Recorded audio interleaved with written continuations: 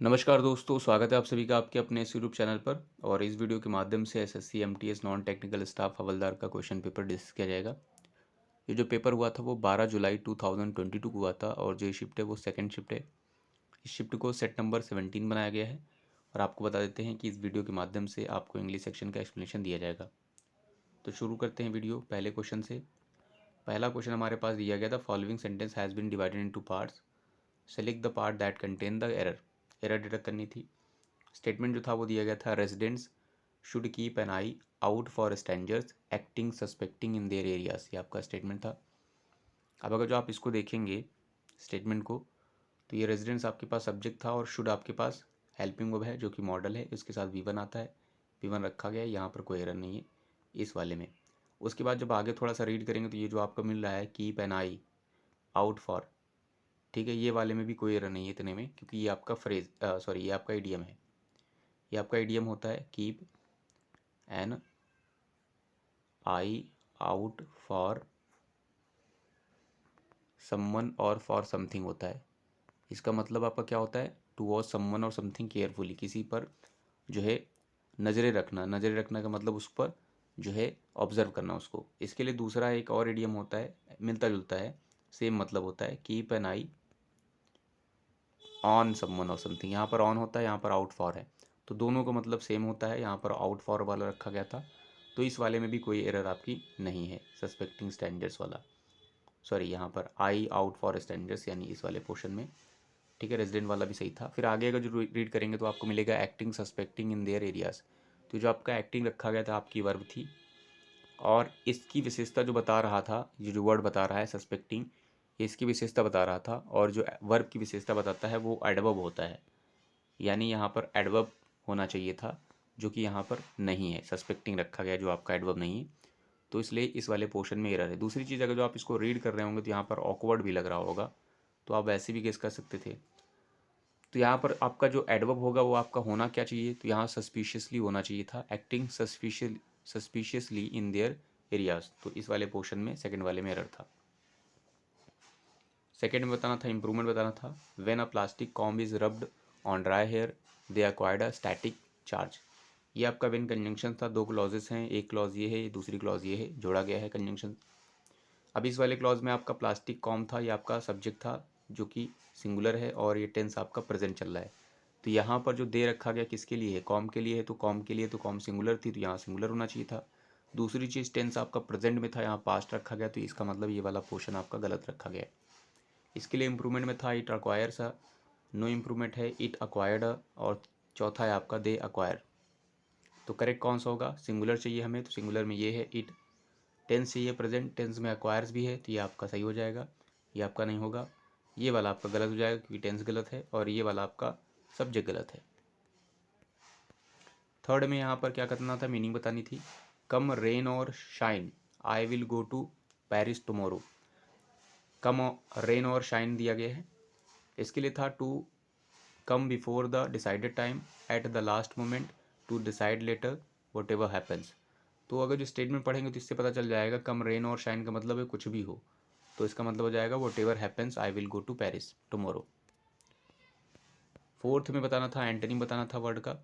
Antonym जो word था वो आपका अंडरलाइन था, म्यूंडेन था, जिसका मतलब आपका ऑर्डिनरी होता है, साधारण होगा, सामान्य।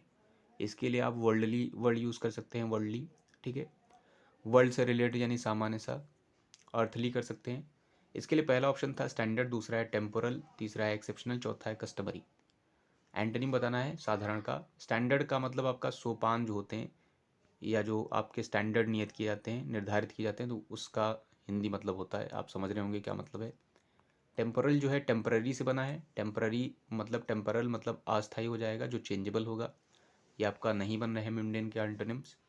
एक्सेप्शनल का मतलब नॉट ऑर्डिनरी सेंस होता है, असाधारण जिसे हिंदी में कहेंगे, जो नॉट ऑर्डिनरी हो, ना कि साधारण ना हो, तो ये आपका मिमडेन का एंटोनिम बन जाएगा। कस्टमरी जो है कस्टम से रिलेटेड है, जो कि नीति या रीतियाँ, सॉरी रीतियाँ होती कस्टम्स आपकी, तो वहाँ से हो जाएगा उसका हिंदी मतलब। फिफ्थ में आपका जो है अंडरलाइन जो है वर्ड या इडियम का मीनिंग बताना था। आप चाहें पूरा स्टेटमेंट पढ़ें, ज़्यादा बेहतर होगा। I had never seen him lose his temper and he governed our company with an iron hand. With an iron hand दिया गया है और स्टेटमेंट से पता चल रहा है यहाँ पर किस चीज़ की बात कर रहे हैं। तो इसके लिए पहला था स्ट्रिक्ट एंड हार्श कंट्रोल, दूसरा है एट द सर्विस, तीसरा है टू एनी डिग्री, चौथा है इन एंग्जाइटी। तो एन आयरन हैंड का मतलब होता है स्ट्रिक्ट एंड हार्श कंट्रोल, कठोर और कड़ा नियंत्रण। Select the most appropriate synonym. Word जो था आपका हर्डल था, इसके मतलब मुसीबतें होती, अड़चनें होती, बाधाएं होती हैं। इसके लिए जो आप सिनोनिम यूज़ कर सकते हैं वो आपका हिंड्रेंस है, एच फॉर हिंड्रेंस हो जाएगा। ऑब्स्टिकल एक वर्ड होता है, स्टाइमी एक वर्ड होता है आपका। इम्पेडिमेंट भी जो यहाँ पर रखा गया था वो भी आपका इसका जो है सिनोनिम होता है। इसके लिए पहला था एक्सेसरी, दूसरा है प्रोग्रेस, तीसरा है इम्पेडिमेंट, चौथा है आपका एड। एक्सेसरी का मतलब सहायक होता है जो आपका ऑक्सिलरी सेंस में भी होता है। प्रोग्रेस का मतलब आपका जो है उन्नति होती है। इम्पेडिमेंट बाधाएं होती हैं, तो ये आपका सही हो जाएगा। एड मतलब आपका हेल्प होता है, असिस्ट होता है, तो ये आपका नहीं होगा। सेवेंथ में इंप्रूवमेंट बताना था। Suspend all the employees which has been coming late. ये आपका स्टेटमेंट दिया गया कि सस्पेंड कर दीजिए ऑल एम्प्लॉयज़ को जो लेट आ रहे हैं। जो लेट आ रहे हैं, टेंस भी आप देखिएगा, जो लेट आ रहे हैं कॉन्टिन्यूटी से शो हो रही है इसमें। अब यहाँ पर चेक करते हैं ये स्टेटमेंट जो रखा गया आपका गलत है सही है। तो ये जो आपका स्टेटमेंट रखा गया है, अब देखिए यहाँ पर विच था, ये आपका रिलेटिव प्रोनाउन बना हुआ है और ये आपका एम्प्लॉयज़ एंटीसीडेंट है। एंटीसीडेंट को शॉर्ट में आप नाउन समझ लीजिए, ये आपका नाउन है। तो जो ये रिलेटिव प्रोनाउन होता है, इससे पहले जो नाउन होता है, अगर जो नाउन आपका पर्सन इंडिकेटिंग होता है, तो रिलेटिव प्रोनाउन में आप प्रेफरेंस हु को देते हैं। हु का subjective case, who subjective case, objective में हुम होता है आपका, पॉजेसिव में हुज होता है। या फिर आपके पास दूसरा जो बेहतर होता है वो आपका दैट होता है। दैट भी आप पर्सन इंडिकेटिंग होता है, वो भी ज़्यादा बेटर होता है। ठीक है, बट उसके लिए आपके रूल होते हैं दैट के लिए। ठीक है, बट हु के लिए इतना ज़्यादा बेटर रूल नहीं होते हैं। अब जो रूल दैट वाला है वो यहाँ अप्लाई नहीं होगा। तो नॉर्मल चीज़ दिखते हैं यहाँ पर जो विच रखा गया था। उसके बाद एक दूसरी चीज़ जो था, ये आपका जो एंटीसीडेंट यानी जो नाउन होगा, जो रिलेटिव प्रोनाउन यहाँ रहेगा, उसके बाद जो हेल्पिंग वर्ब होगी तो इसके अकॉर्डिंग होगी ना, ये वाले नाउन के अकॉर्डिंग। यहाँ हैज़ रखा गया, ये भी आपका गलत है। तो ये चीज़ें गलत हैं, ये फिर बेहतर नहीं है। इसके लिए ऑप्शन में रखा गया था who have been coming, that was been coming, तीसरा नो इम्प्रूवमेंट, चौथा है हु हैड कम। तो आपका जो सेकंड वाला देखेंगे तो इसमें हु रखा गया पर्सन इंडिकेटिंग, एम्प्लॉय भी था, हैव भी रखा गया प्लूरल के अकॉर्डिंग और टेंस भी आपका चल रहा है, तो ये आपका कॉन्टिन्यूटी शो कर रहा है, तो ये आपका सही हो जाएगा। वहीं सेकंड में देखेंगे तो दैट तो रखा गया था, बट आपका ये देखिए वॉज आपका सेटिस्फाई नहीं कर रहा है, हेल्पिंग वर्ब गलत है आपकी, नो की कोई ज़रूरत नहीं थी, हु हैड वाला भी आपका नहीं होगा, टेंस का मीनिंग गलत हो जाएगा। दूसरी चीज़ यहाँ पर और चीज़ गलत रखी गई, हु तो ठीक था, हैड भी ठीक था, बट हैड के बाद थर्ड फॉर्म होती है जो कि आपका कम, केम और कम होती है। तो हैड के बाद थर्ड फॉर्म में कम होनी चाहिए थी, वो भी चीज़ यहाँ गलत थी। दूसरी चीज़ इसका मतलब भी यहाँ नहीं निकलता, कॉन्टिन्यूटी नहीं होती, तो ये वाला भी गलत है। तो आपका जो सही होगा फर्स्ट वन हो जाएगा। एट्थ में फिलअप बताना था। We are selling a single orange dash rupee but nobody is ready to buy it, ये आपका दिया गया था। अब यहाँ रेट बताई जा रही कि रुपए में रेट के लिए कौन सा प्रीपोजिशन यूज़ किया जाएगा। टू है, फॉर है, विद है, ऑन है। ठीक है, फिलहाल तो आपका ऐट होता है रेट के लिए। ठीक है, ऐट 10 रुपी वगैरह वगैरह आपने सुना होगा, बट यहाँ पर आपका टू है तो टू तो आपका होगा नहीं यहाँ पर। Orange 2 rupee, sorry 2 10 rupee but nobody is. फिर आपका दूसरा था फॉर, दूसरा है आपका फॉर व्हेन, सॉरी यहाँ पर था we are selling a single orange for rupee 10। तो यहाँ पर ये वाला आपका फिर बेटर हो जाएगा क्योंकि यहाँ ऑप्शन तो दिए नहीं है, तो यहाँ पर आपका मीनिंग भी दे रहा है ये for 10 rupee but nobody is ready to buy. With आपका नहीं होगा, विद मतलब के साथ होता है, ऑन पर होता है तो ये भी आपका नहीं होगा, तो फॉर आपका सूटेबल था। नाइन्थ में सिनोनिम बताना था। लेबोरियस वर्ड है, इसका मतलब हार्ड वर्किंग होता है, पेन स्टेकिंग होता है, इंसीडियस होता है। सॉरी इंसीडियस नहीं होगा, फिर से देख लीजिए। लेबोरियस का मतलब हो जाएगा आपका हार्ड वर्किंग हो जाएगा, पेन स्टेकिंग हो जाएगा और इंडस्ट्रियस हो जाएगा, एसिडुअस होता है, ये मतलब मेहनती हो जाएगा। पहला वर्ड था सिनोनिम में प्रोफेन, दूसरा है अनसोफिस्टिकेटेड, तीसरा है पोम्पस, चौथा है एसिडुअस। प्रोफेन का मतलब होता है ईश, निंदा या अपवित्र करना किसी चीज़ को। डेसिक्रेट एक वर्ड होता है, या अनहॉली करना, अनसेक्रेट करना, इम्प्योर करना सेंस होगा, डिफाइल सेंस होता है। अनसोफिस्टिकेटेड ये आपका एडजेक्टिव है कह सकते हैं, या फिर पास्ट पार्टिसिपल कह सकते हैं। अनसोफिस्टिकेटेड का मतलब हिंदी में होता है अपरिष्कृत। ठीक है, ये आपका लेबोरियस का नहीं बनेगा सिनोनिम। पोम्पस का मतलब होता है शान और शौकत वगैरह में हो जाएगा, तो ये कहीं ना कहीं आपकी प्राइड को भी शो करता है, तो ये वाला भी वर्ड नहीं होगा आपका। एसिडुअस का मतलब पेन स्टेकिंग हो जाएगा, हार्ड वर्किंग, तो ये आपका लेबोरियस का बन जाएगा सिनोनिम। टेंथ में वन वर्ड का मतलब बताना था ग्रुप ऑफ वर्ड्स के लिए। अ कीपर और custodian of a museum, museum का जो कीपर होता है, कस्टोडियन होता है, उसे क्या कहेंगे? क्यूरेटर था, मास्टर था, क्रिएटर था, डेवलपर था। ये आपको याद भी होगा वन वर्ड में। इसका जो आंसर होता है वो क्यूरेटर होता है। ठीक है, मास्टर आपको पता हो क्या होता है, और क्रिएटर आपका निर्माता होता है, डेवलपर आप जो डेवलप करता है उसे डेवलपर कहेंगे। 11th में एरर डिटेक्ट करनी थी। But this immortality will have purchased at the price of his immortal part. देखिए यहाँ पर प्राइस के लिए, यहाँ पर देखिए एट आपका आया है रेट शो करने के लिए। इसमें हमें एरर डिटेक्ट करनी थी, बट आपके पास कंजंक्शन है, दिस आपके पास एडजेक्टिव है, वो भी डेमोन्स्ट्रेटिव एडजेक्टिव है, इमोर्टैलिटी नाउन है, विल हेल्पिंग वर्ब है। परचेज्ड आपके हैव था इसलिए आपका थर्ड फॉर्म आया है। एट आपका प्रीपोजिशन है, द आपके पास डेफिनेट आर्टिकल है, प्राइस आपके पास नाउन है, ऑफ प्रीपोजिशन है, हीज आपके पास क्या है? पॉजेसिव एडजेक्टिव है, इमोर्टल भी आपके पास एडजेक्टिव ही है, और ये आपका नाउन है। अब अगर जो इसको देखेंगे, इसको समझने से पहले इसको ज़रा देखिए, ये जो स्टेटमेंट था इसको समझने से पहले एक सेंटेंस लिखते हैं। जैसे हमने लिखा अ लेटर, फिर हमने लिख दिया यहाँ पर हैज़, और फिर हमने लिख दिया रिटन। अगर जो आपसे पूछा जाए क्या है सेंटेंस सही है, तो आप चेक करेंगे कि हैज़ है, थर्ड फॉर्म भी है, सही लग रहा है, बट ये आपका सेंटेंस सही नहीं है। सही इसलिए नहीं है क्योंकि ये जो हैज़ है इसके पहले यहाँ डूअर होता है। डूअर मतलब करने वाला, यानी सब्जेक्ट होता है। जो यहाँ पर काम हो रहा है, क्या ये वाला सब्जेक्ट कर रहा है? यहाँ पर लेटर लिखने का काम ये कर रहा है क्या? ये तो नहीं कर रहा है, बल्कि ये यहाँ ऑब्जेक्ट रखा गया है। अगर यहाँ पर ऑब्जेक्ट रखा गया है तो इसका मतलब ये आपका पैसिव बना है। तो पैसिव अगर जो बनाएंगे तो हैज़ नहीं होगा, हैज़ के साथ यहाँ पर बीन भी होना चाहिए था, क्योंकि परफेक्ट में बीन लगता है। तो सेम सेंटेंस आपका यहाँ पर भी रखा गया है। यहाँ रखा गया था बट दिस इमोर्टैलिटी जो थी विल हैव परचेज्ड। तो देखिए ये जो परचेज का काम ये इमोर्टैलिटी नहीं कर रही है, क्योंकि ये आपका ऑब्जेक्ट है, ये आपका सब्जेक्ट नहीं है। तो ये आपका पैसिव बनाया गया। अगर जो पैसिव बनाया गया है तो यहाँ पर आपकी एरर है, इसको आपका हैव के बाद बीन होना चाहिए था, अगर जो आप परफेक्ट टेंस यूज़ कर रहे हैं। अगर जो आप हैव भी नहीं लिखना चाहते तो आप तो भी इसको सही कर सकते हैं। आप यहाँ से हैव हटा दीजिए, भी लिख दीजिए, तो भी सही हो जाएगा। दोनों केस में आपका सही हो जाएगा, बट आपका गलत कहाँ पर है? इस वाले पोर्शन में गलत है, फर्स्ट वाले। 12th में वन वर्ड बताना था। एनी अवार्ड, ऑनर एंड और लॉडेटरी नोटिस, प्रशंसनात्मक कोई हो जो अवार्ड हो, ऑनर हो, उसे क्या कहेंगे? डील है, स्टैचू है, कॉम्प्लीमेंट है, एक्कोलेड है। डील मतलब आपको पता ही होगा, स्टैचू का मतलब आपका एक मूर्त बन जाना, यानी हिलना डुलना नहीं वहाँ पर, और ये कॉम्प्लीमेंट आपका पूरक है यहाँ पर। और जो एक्कोलेड का मतलब प्रशंसा होता है आपका, तो ये जो दिया गया है एनी अवार्ड और ऑनर और लॉडेटरी नोटिस हो तो उसे कहेंगे एक्कोलेड। एक्कोलेड आपका सही हो जाएगा। 13th पर आते हैं, वन वर्ड बताना था। समथिंग हैपनिंग इन 3 ईयर्स, 3 साल में जो घटित हो उसे क्या कहेंगे? बाइनियल, एनुअल, ट्राइनियल और मिलेनियल। मिलेनियल ये जो आपका 100, सॉरी यहाँ पर मिलेनियल में आपका आप 1000 ईयर्स हो जाएगा। 100 ईयर का सेंचुरी होती है आपकी। बाइनियल का मतलब जो 2 वर्षों में होता है। एनुअल का मतलब जो वार्षिक होता है। ट्राइनियल का मतलब जो 3 वर्षों में होगा। तो यहाँ 3 वर्षों की बात की गई, तो आपका थर्ड वाला करेक्ट हो जाएगा। 14th में फिलअप बताना था। As he went through the street on and dash that morning he saw woman with a cat under her arm, ये आपका दिया गया था। As he went through the street, जैसे ही थ्रू स्ट्रीट पे गया, यानी सड़क पे गया। ऑन एन डैश, देखिए ये आपका जो है एक फ्रेज़ है, ऑन एन, इसके साथ एक चीज़ होती है ऑन एन एरेंड। इसका मतलब क्या होता है? To go for a visit, for a particular task और पर्पस।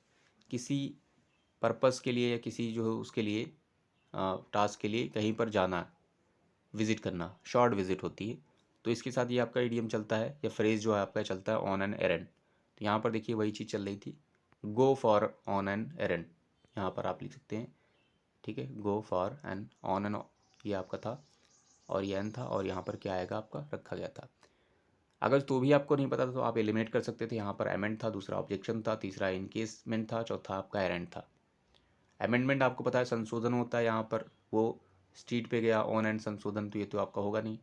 ऑब्जेक्शन मतलब विरोध करना, तो यहाँ पर वो भी सेंस नहीं हो रहा है। इनकेसमेंट देखिए, इनकेसमेंट केस का मतलब आपका संदूक वगैरह होता है, इनकेसमेंट मतलब एक्ट हो जाएगा कि संदूक में बंद करने वाला, तो ये भी नहीं बात हो रही है, तो आप टिक कर सकते थे इस वाले को, ये वाला आपका सही है। 15th में यहाँ पर करेक्टली स्पेल्ड वर्ड बताना था, और जो वर्ड है वो आपका इम्प्रूडेंस दिया गया है। तो इम्प्रूडेंस की जो स्पेलिंग होती है वो आपकी ये होती है, ये होती है इम्प्रूडेंस। कहाँ पर लिखी गई है? IMPRUDENC, ये ऐसे ही है। प्रूडेंस का आपका विवेकी होता है, इम्प्रूडेंस आपका नासमझी वगैरह हो जाएगा, जिसमें आप विवेक इस्तेमाल ना करें। करेक्टली स्पेल्ड बताना था यहाँ पर। यहाँ पर टेंडेंसी वर्ड दिया गया जिसका मतलब प्रवृत्ति होती है, जो करेक्ट स्पेलिंग होती है TENDENCY होती है। तो ये कहाँ पर रखी गई थी? ये फोर्थ में नहीं है, ये थर्ड में भी नहीं है, ये सेकंड में है। सेकंड वाला आपका सही हो जाएगा। 17 में फिलअप बताना था। Thinking of talent as innate makes our world more manageable and more comfortable as it relieves a person of the days of expectation। ठीक है, अब ये जो आपका स्टेटमेंट रखा गया था, थिंकिंग ऑफ टैलेंट, टैलेंट के विषय में थिंक करना, एज इनेट की जन्मजात है, जो मेक करता है आर वर्ल्ड मोर मैनेजेबल, हमारे वर्ल्ड को मोर मैनेजेबल कर देता है, कंफर्टेबल कर देता है, और हमें रिलाई करता है, थोड़ा सा आराम देता है, अ पर्सन ऑफ डैश। अब यहाँ पर अगर जो इतना आपको पता चल गया है कि यहाँ पर आराम वगैरह या मैनेज की बात हो रही, कंफर्ट की बात हो रही, तो किस चीज़ से आराम देता है? यहाँ पर आएगा आपका एक्सपेक्टेशंस के, persons of the dash expectations, of expectations यहाँ क्या आएगा? ठीक है, असिस्टेंस से आराम देता है, रिलीव कर देता है, ब्लेसिंग से रिलीव करता है, कंपनसेशन से करता है, या बर्डन से करता है। तो देखिए मुक्ति या फिर आराम के लिए जो बेस्ट होगा जो आपका वर्ड, असिस्टेंस मतलब आपका सहायता होती है, ब्लेसिंग आपका आशीर्वाद होता है, कंपनसेशन क्षतिपूर्ति होती है, और जो आपका बर्डन है मतलब बोझ, तो कहीं ना कहीं जो है आपको रिलीफ देता है वो आपका बर्डन से देता है, बर्डन्स ऑफ एक्सपेक्टेशन से। तो आपका लास्ट वर्ड यहाँ पर बैठ रहा है। 18th में एंटोनिम बताना था। एजिटेट, एजिटेट का मतलब आपका इंसाइट होता है, प्रोवोक करना होता है, इंस्टिगेट करना होता है, भड़काना सेंस में होता है, उत्तेजित करना होता है। इसके लिए पहला था ब्लेम, दूसरा है डिस्ट्रेस, तीसरा है शूट, चौथा है स्ट्राइक। ब्लेम का मतलब दोष देना होता है, यहाँ पर चार्ज करना किसी को। डिस्ट्रेस का मतलब आपका जो है परेशान होता है, परेशान मतलब एजिटेटेड होगा, व्याकुल हो जाएगा सेंस में आपका। तो ये आपका कहीं ना कहीं सेंटेंस का एंटोनिम तो है नहीं, ये भी नहीं है। शूथ मतलब एकदम शांत रहेगा, तो ये शांत और एजिटेटेड एकदम अपोजिट हो जाएंगे। स्ट्राइक भी आपका नहीं होगा, स्ट्राइक मतलब किसी पर प्रहार वगैरह करना। नेक्स्ट पर आते हैं। नेक्स्ट है हमारे पास 19th में, एरर डिटेक्ट करनी थी इसमें। Apart from Germany they also visited Italy and Austria during its business trip, ये आपका दिया गया था। अपार्ट फ्रॉम, ठीक है, के अलावा, अपार्ट फ्रॉम जर्मनी ये आपका नाउन है, दे प्लूरल सब्जेक्ट है, ऑल्सो आपका एडवर्ब है, ठीक है, विजिटेड वर्ब है आपकी, इटैली नाउन है आपका एंड कंजंक्शन है, ऑस्ट्रिया नाउन है आपका, ड्यूरिंग आपका प्रीपोजिशन है, इट्स आपका पॉजेसिव एडजेक्टिव है, ठीक है, और बिजनेस ट्रिप आपके पास नाउन है। अब आपने रीड किया तो आपको पता चल गया होगा यहाँ पर एरर कहाँ पर है। एरर जो है आपकी अपार्ट फ्रॉम जर्मनी ये भी सही है, दे ऑल्सो विजिटेड भी सही है, इटैली एंड ऑस्ट्रिया भी सही है, ड्यूरिंग इट्स जो रखा गया आपका गलत है। इट्स नहीं होना चाहिए, यहाँ पर होना चाहिए देयर। देयर इसलिए होना चाहिए आपका क्योंकि यहाँ पर दे लिखा गया, तो दे के लिए प्लूरल ही चलेगा। तो एरर किस वाले पोर्शन में थी? एरर जो आपकी पोर्शन में थी सेकंड वाले में थी। 20 पर आते हैं। तो 20 में यहाँ पर हमें बताना था, इम्प्रूवमेंट बताना था। The smell of this flower make me felt dizzy, ये आपका स्टेटमेंट दिया गया है। Smell of this flower make me dizzy, felt dizzy. अब देखिए जो आपका मेक वर्ड आता है, let, make, see, hear, need, bid, dare, इनके साथ आपका क्या चलता है? इनके साथ आपका बेयर इन्फिनिटिव चलता है, मतलब इनके बाद यहाँ पर V1 आता है, V1 आता है विदाउट टू के, ठीक है। तो यहाँ पर देखिए मेक आया था, बट यहाँ पर V1 नहीं है, तो ये आपका गलत लिखा गया है। इसके लिए पहला था मेक्स मी फील, दूसरा था नो इम्प्रूवमेंट, तीसरा है मेक मी फीलिंग, चौथा है आपका मेकिंग आई फील, ठीक है। तो यहाँ पर जो करेक्ट होगा, पहली चीज़ यहाँ पर देखिए the smell of this flower है, तो स्मेल की बात करें, सब्जेक्ट सिंगुलर है, तो यहाँ पर वर्ब में एस भी होना चाहिए था, जो कि नहीं है, ठीक है। तो यहाँ पर इस वाले में देखेंगे फर्स्ट ऑप्शन में, तो आपका वर्ब में एस रखा गया, यानी सिंगुलर बनाया गया, सब्जेक्ट सिंगुलर वर्ब भी है। फिर यहाँ पर ऑब्जेक्ट रखा गया है, और जो इसके बाद जो मेन वर्ब आएगी वो आपकी बेयर इन्फिनिटिव रहेगी, मतलब V1 रहेगा, टू नहीं रहेगा, जो कि यहाँ V1 फॉर्म में रखा गया। तो ये वाला आपका बिल्कुल सही है, ये वाला फिर नहीं होगा, और ये वाला भी नहीं होगा, ये वाला भी नहीं होगा। नेक्स्ट आते हैं, हमारे पास पैसेज दिया गया है। पैसेज रीड कर लेते हैं। Coca Cola is to be become the new sponsor of the London Eye after dash a deal to replace France EDF Energy. The capital's giant Ferris wheel has been a dash tourist attraction since it was introduced in 2000 when it was a dash as the Millennium Wheel. ठीक है, फिर बोला गया था it was previously dash by British Airways before becoming the EDF energy London I in 2011.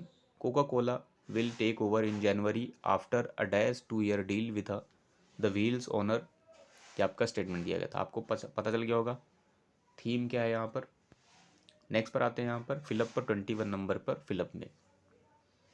तो यहाँ बोला गया था Coca Cola is to become the new sponsor of the London eye after dash deal, after dash a deal to replace.